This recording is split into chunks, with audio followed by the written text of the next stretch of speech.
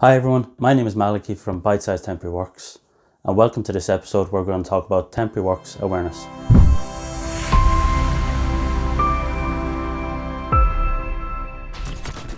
The aim of Bite Size Temporary Works is to provide learning videos on the design and management of temporary works. These videos should be used as a guide with tips, tricks and lessons learned from our past experience, and you should always seek the advice of a competent temporary works designer for all of your designs. So what are temporary works? Well, the description from BS 5975 is on the screen, as you can see. Temporary works can be described as providing an engineered solution that is used to support or protect either an existing structure or the permanent works during construction. I'm not going to read through the entire description, you can see it there, but I like to summarize that myself as in the items used to build a building or any type of structure, but they are not there afterwards. So anyone who walks down a high street in any city in the country will see scaffolds, tower cranes, hoarding. These are all probably the standard items that you may class as temporary works from your experiences. And I just want to show you the different areas they are to temporary works, and hopefully you'll get an appreciation for this at the end of this video. So one of the classic items are formwork. Formwork is essentially like a cake mold that's used to hold the liquid concrete until it becomes hardened. Formworks have been used for centuries and they're a typical way of casting concrete. So there are lots of different systems on the market. There are proprietary systems that you can get where you go to a supplier, you tell them whether you're casting columns, walls, concrete slabs, edge slabs, and they will provide you a list of materials that you're hired to use for a set period of the project. And this is quite a cost-effective way, and probably the typical way that formwork is sourced and procured in the industry at the moment.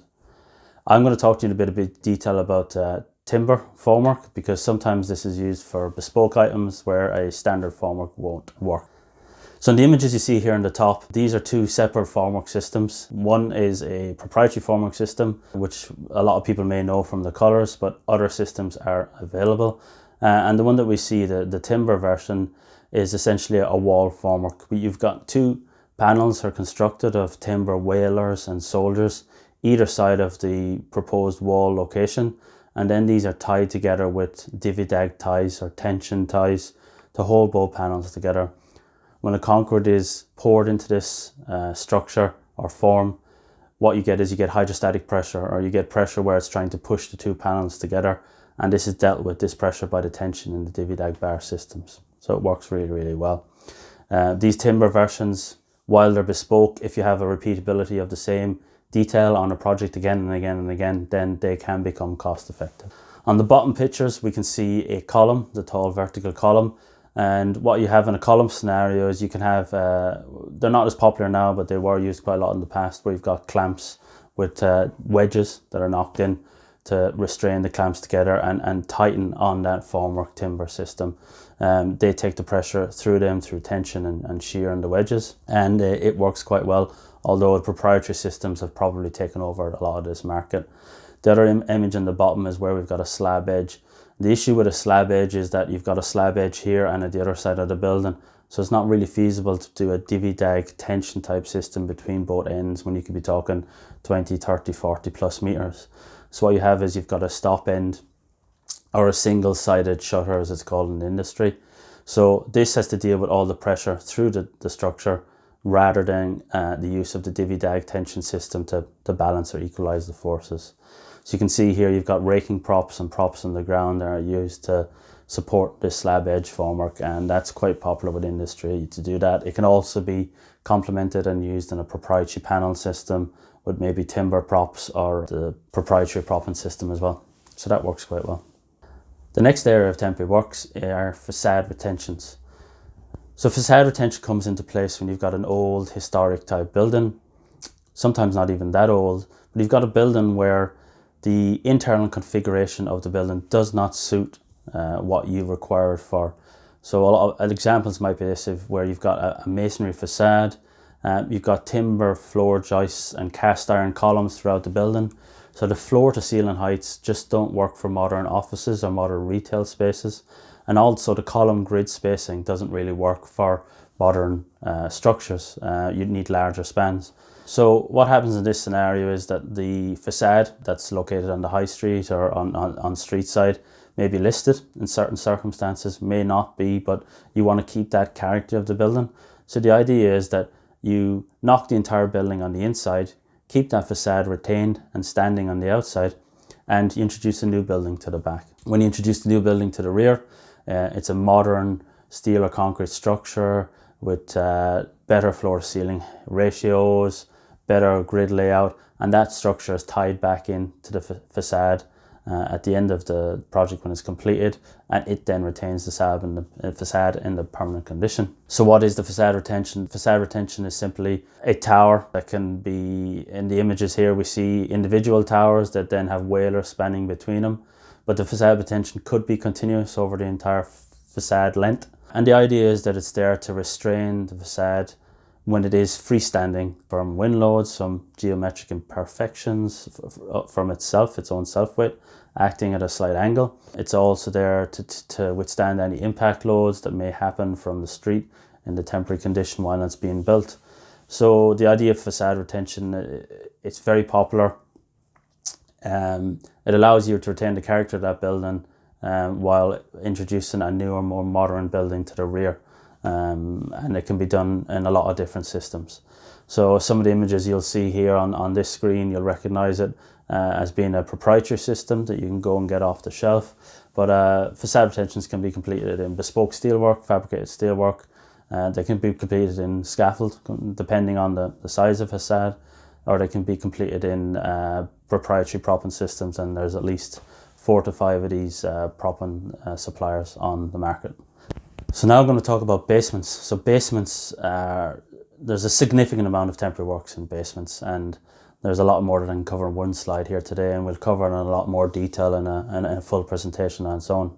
So basement construction, whether it's a new basement or introducing a basement underneath an existing building, will require a lot of temporary works. You can see the images on the top here. So the image that on the top that shows you the steel structure with the little access boom in it, that's a hotel where they decided they want to add in 2 extra basements to the existing hotel. So you have a lot of temporary works here while you support the building in the temporary condition, introduce the foundations at low level with your reduced dig to remove all the material, then introduce the new foundation, put in the columns or the support structure in between new and old, and then release the load off of that temporary structure. The other image on the right is a typical site where you have a sheet pile wall that's put around the structure in the temporary condition. These would normally have a liner concrete wall inside of them, and in the permanent condition that liner wall actually spans vertically between the basement slab and the ground floor slab, so they're acting as restraints. So in the temporary condition it's not designed as a pure cantilever. So what we're going to do in this scenario is introduce a sheet pile wall behind the concrete liner wall that is propped. Now this can be propped directly across the entire excavation, or you can see in this image in the top, it can be propped locally with an angled or raking brace to a local thrust block near the base of the liner wall. So the images in the bottom here, we see a red capping beam and we have a series of horizontal and diagonal props to restrain this capping beam. The scenario you have here is you either have a secant or contiguous piled concrete wall. These are essentially piled walls with the piles in close proximity.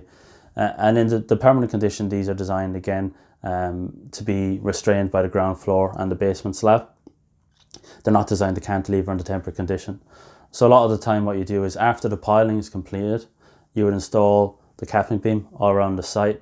Before you start your reduced dig, you would brace across this capping beam to restrain the head of the secant or contig piled wall, and then you can start your reduced dig from there. The other image on the bottom then, we have a capping beam at the top with raking props down to thrust blocks and an open excavation on the other side. The challenge of this is we couldn't take props across the site in all directions because we didn't have a wall to prop off of. So basements are a very complex item of temporary works.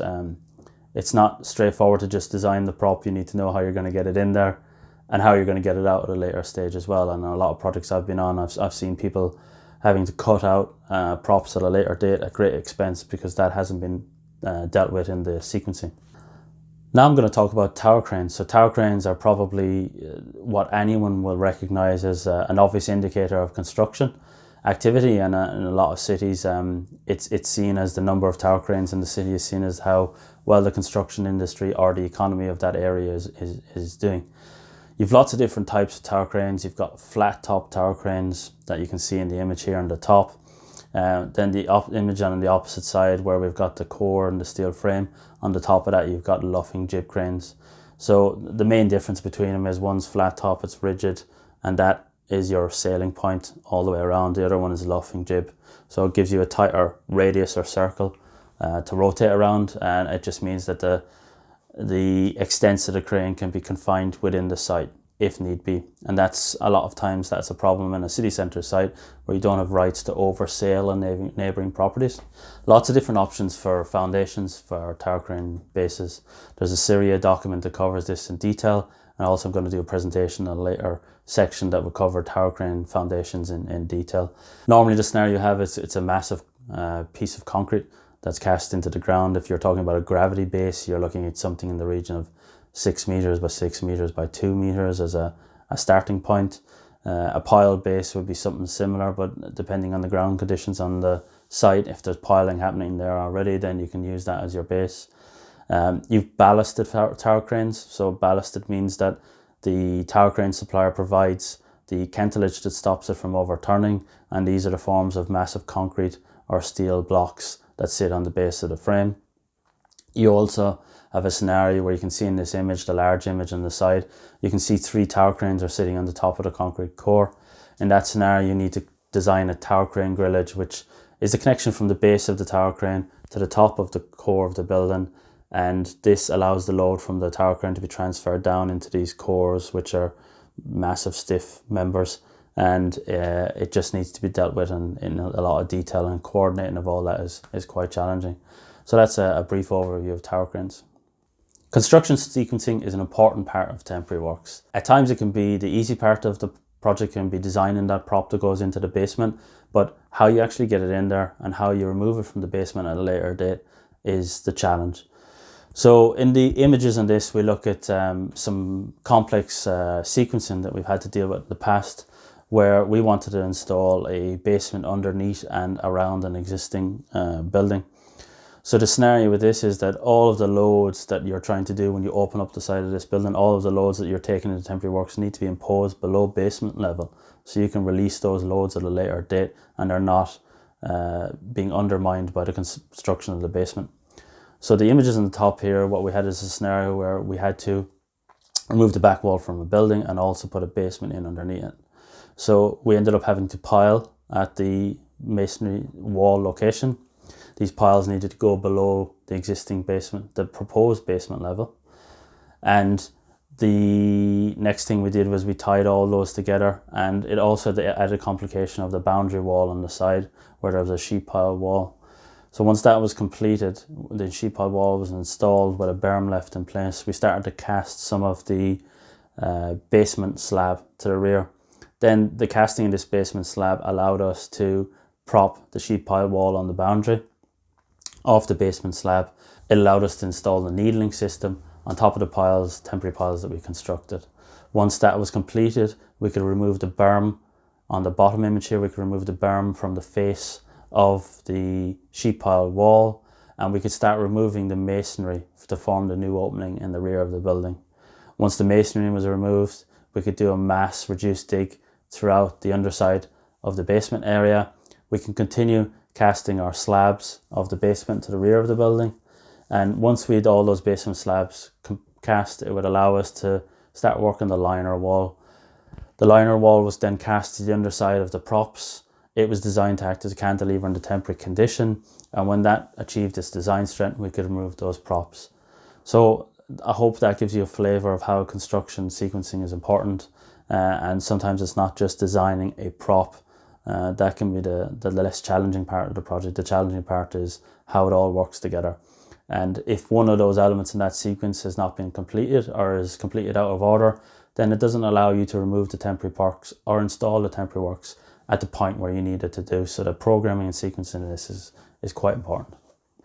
Demolition is a large part of temporary works. It's its own industry in a way. Demolition is important because how do you construct a new two-story basement in an existing building? You need to demolish the foundation structure and substructure that's there and then install that again. How do you remove the lift core from a building and stabilize the building into temporary condition? And these are major challenges that we've dealt with in the past in temporary works demolition. So in the demolition of buildings, typically that is completed in a reverse order from the construction. A lot of the time though, you won't actually know the construction order if you're dealing with complex or old historical buildings. So typically what you'll do is you'll remove the building in a top-down construction, starting at the opposite side to the stability elements and working your way towards the core or stability element, whatever it is in this case, or shear walls. And then you take the building down in a sequential fashion all the way down to ground level. Sometimes you have an added complication in that. Has the building been altered in its lifetime? Has the structural load paths been altered? The stability system been changed? How is it currently working compared to how it was originally designed? And you need to take that into account when you're doing demolition works. You need to survey the building. You need to know the building inside out. The images here that we see on the screen are for the removal of a core from an existing building. So the core that was there already in the existing building didn't match the layout that fitted the final hotel solution. So the client asked for that to be removed. So in this scenario, you had to stabilize the entire building, make sure you were happy that the propping system you had in place was dealing with the loads that were going to be applied to it over the program of the core demolition and installation. And you had to be confident that you were dealing with all the loads that were going to be encountered in this scenario. Demolition of buildings is a complex procedure, and I would always advise that you take special advice from someone who's got a background in demolition to deal with these items. Needling is another area of temporary works. A lot of the time it's called slapping, but essentially what it is creating a new opening in an existing wall or extending an existing opening in an existing wall. And it's the temporary works that are required to put in that new lintel, that new door, that new window, or expand that opening or remove that opening altogether. So I've got some images here on how you would typically approach a needling design. So the images in the top, what you see is that we first of all have to mark out our opening, what it's going to look like, where it is, and then above that opening we need to drill needle holes. And all these are holes that you put in the existing masonry or concrete structure to allow you to put through a needle, and a needle is a beam that just spans between the two. The needle is then grouted up in position so there's no movement, and we introduce props to the underside of those needles. The needles are then secured, they're braced and made safe, and also the props are. And we start to remove the masonry from underneath them to allow you to install the new steel lintel or the new concrete lintel, whatever it may be. When that's all completed and the new concrete or steel lintel is packed tight to the underside of the masonry, we can then start the process of removing the needle structure and letting that permanent works dead load and live load all come back onto the new permanent steel lintel. So this is a major area of temporary works. It's a lot of work that I do is dealt with in needling and new openings. And this is a fairly basic example I've shown you here, but it can be quite complex. You may need to reverse needle it, which means you put needles on the bottom and the top when you don't have an option to impose that load from the props onto the ground. Maybe it's a timber floor, maybe it's in a tenement building and you're on the third floor and you just can't simply put propping on the timber floor. So we've got some more presentations we're going to look at in needling in a lot more detail in a future presentation. Soil engineering is another major area of temporary works, and it has become a lot more popular in the last 8 or so years. In the past, when you're excavating a building, the foundations, installing the substructure, the slopes that you left or batters that you installed of the excavations were normally left to the excavator operators.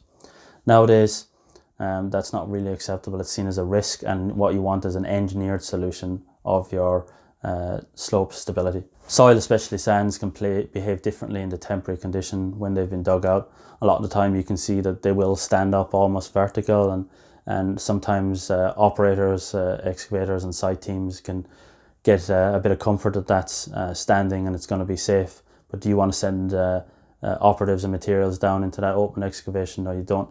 It may stand up in the temporary condition, but through constant cycles of wetting and drying, that will eventually fall and collapse. So you need to make sure that the angle that you've installed for the slopes is safe, and that can be done with computer analysis for slope stabilities. Another area of soil engineering are temporary sheet pile walls. So these are quite popular nowadays when you've got the site, especially in an inner city site, where the actual extent of the site is the extent of the building line, and you don't have any room to slope or batter excavations. You are working to the extent of that site. So in that scenario, the permanent retention may be through a liner wall, and you need to sometimes install a sheet pile wall behind this to prop off of in the temporary condition to allow you to do your reduced dig. Also, you may need to do it for retaining wall installations on sites. There's a lot of different reasons why you would need a sheet pile solution on a site. It may be for a manhole installation, it may be for trench installations. So this is quite a popular area nowadays. And also the other image on the bottom you can see with the operative in it is a party wall propping. Party wall propping is an essential piece of temporary works. If you're knocking a building and you're leaving the existing building there, you need to make sure that that party wall or dividing wall is safe in the temporary condition. And especially when you go below ground, you may have different basement levels. It may mean that the propping that you need to install will be retaining soil as well as the building next door. So you need to be very careful on these elements, and party wall propping is a major item in temporary works. So I'd like to thank you very much for watching this presentation. I hope you've got a better awareness of temporary works from this short presentation. What I'm going to do is take a lot of the items that we discussed today and pull these out into separate short presentations over the course of the program, and I hope you enjoyed it. If you want to ask me any questions or you have any queries in the presentation, either get us on LinkedIn or YouTube, or drop us an email on learning@bitesizetemporaryworks.com. Thank you and goodbye.